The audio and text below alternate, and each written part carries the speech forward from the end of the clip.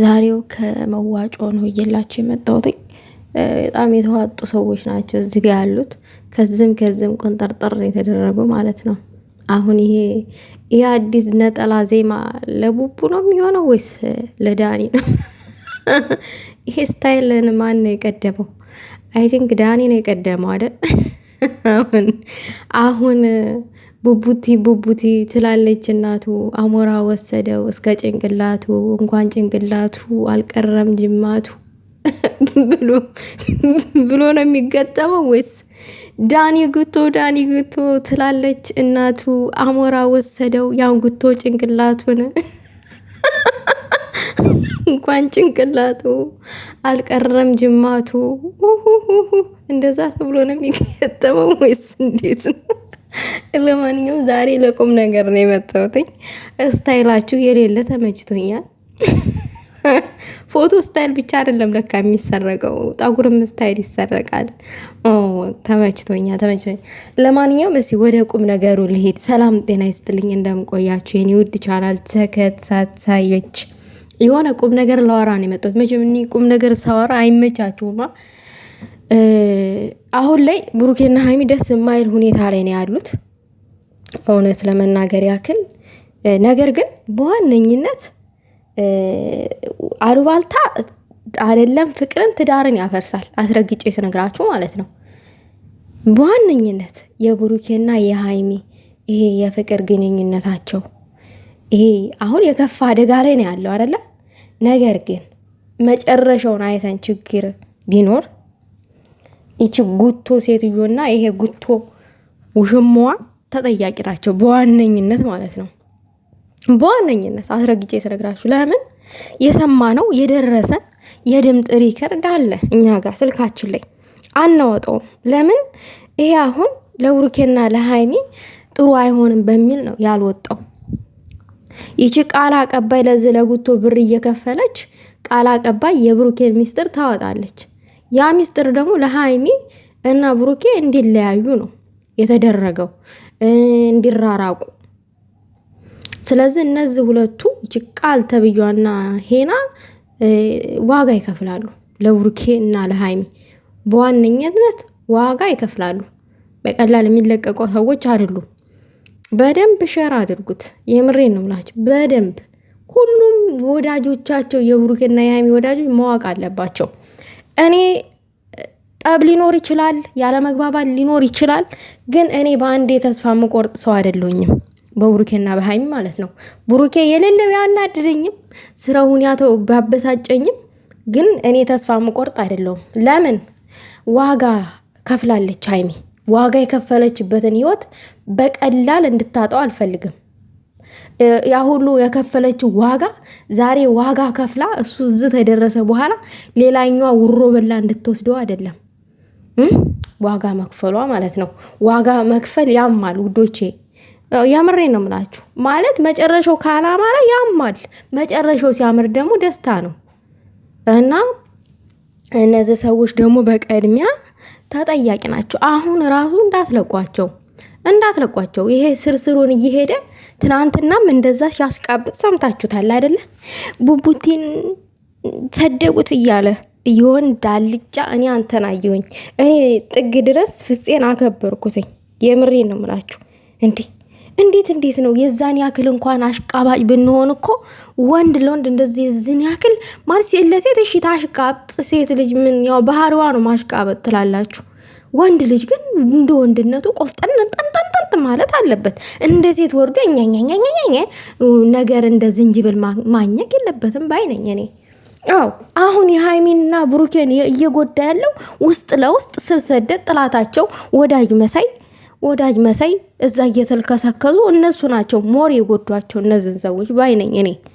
ነገር ግን አሁንም ከተጠያቂነት ወደኋላ አንተም ጉቶ ለገንዘብ ስትል ነው። ይችኛዋ ደግሞ ለምን ፈልጋ እንደሆነ አላቅም። እኔ እንጃ።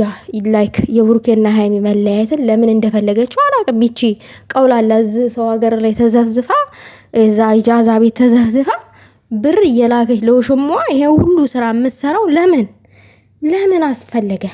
የምሬ ነው የምላችሁ። ለምን የዝን ያክል የወረደ ስራ መስራት ለምን አስፈለገ? እኔ በጣም ነው ጨጓሬ የተላጠው። እኔ እግዚአብሔርን ነው የምላችሁ። እና ይሄ እየቀለድኩኝ ምናምን አይደለም። እመቤቴን እንደዚህ አይነት ስራ እሷ ብቻ አይደለም፣ ሌላ አብሮ ምንድነው ባልደረቦቿ ሁላ ናቸው ከስሯ አብረው ማለት ነው።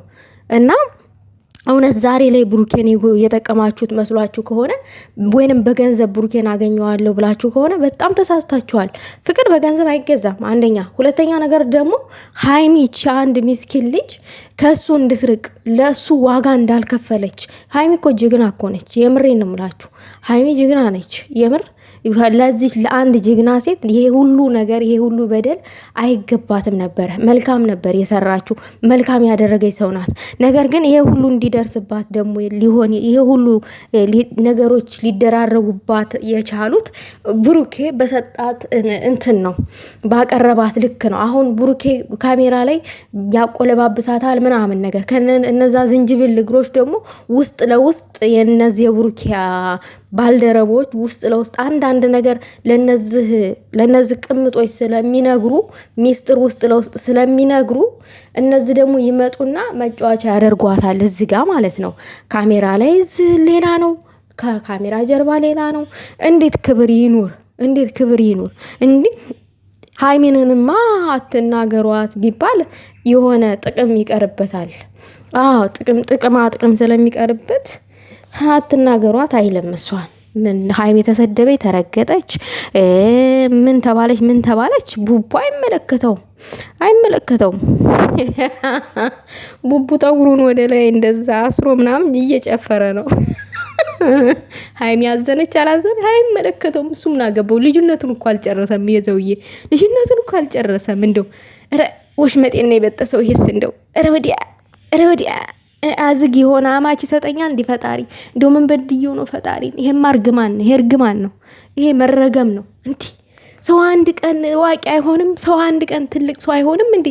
እኔ እኮ ለዛ እኮ ነው ቡቡቲ ትላለች እናቱ አሞራ ወሰደው ከነ ጭንቅላቱ ያልኩትኝ። ጭንቅላትማ ቢኖረው እኮ የሰው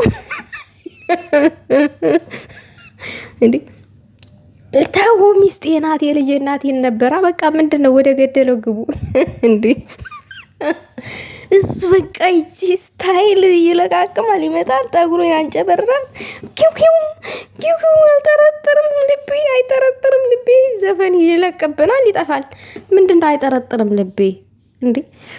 አንተ ነህ ልትጠረጠር የምትችለው እንጂ ቅዳሜ ልትጠረጠር አትችልም። ሌላው ነገር ደግሞ ላሞች ዛሬ ምን አሉ?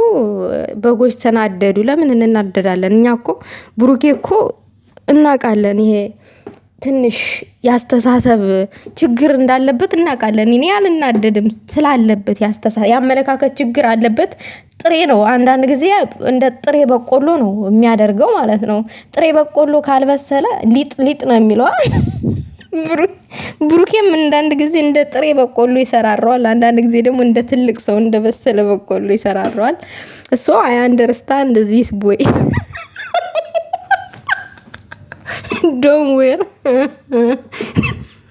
እና ብዙም አትጨነቁ በእኔ በኩል ፒስታታ።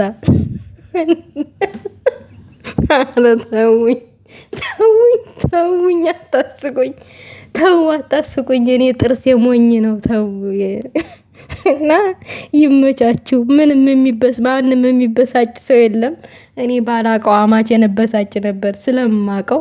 መምህርቷ የለችም አጠገቡ። ለዛ እኮ ነው መምህርቷ ትንሽ ራቅ ስትል ካጠገቡ በቃ እንደዚህ ይፈነጫል እንደ አንበሳ ጥጃ። አይ እንግዲህ ውሽሚቶቹ ሲያዳምጡ ይሄንን ይቃጠሉና ያ ያለሽ ቃል ይላሉ። ራሳችሁ ጉዳይ ነው። መስሜ ድፍን ነው።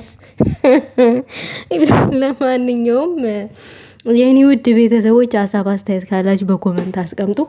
ይመቻችሁ በያላችሁበት። ሀይሚዬን ደግሞ ባለችበት ቦታ እግዚአብሔር ይጠብቅልን። አይኖ ዛሬ ፏ ፍክት ብላ እንደምትመጣ ተስፋ አለኝ። የኛ ተናፋቂ የኛ የሚዲያው መሪ ልዕልታችን ቀዳማዊታችን ዛሬ እርግጠኛ ነኝ ትመጣለች፣ ትመጣልናለች ብዬ አስባለሁ።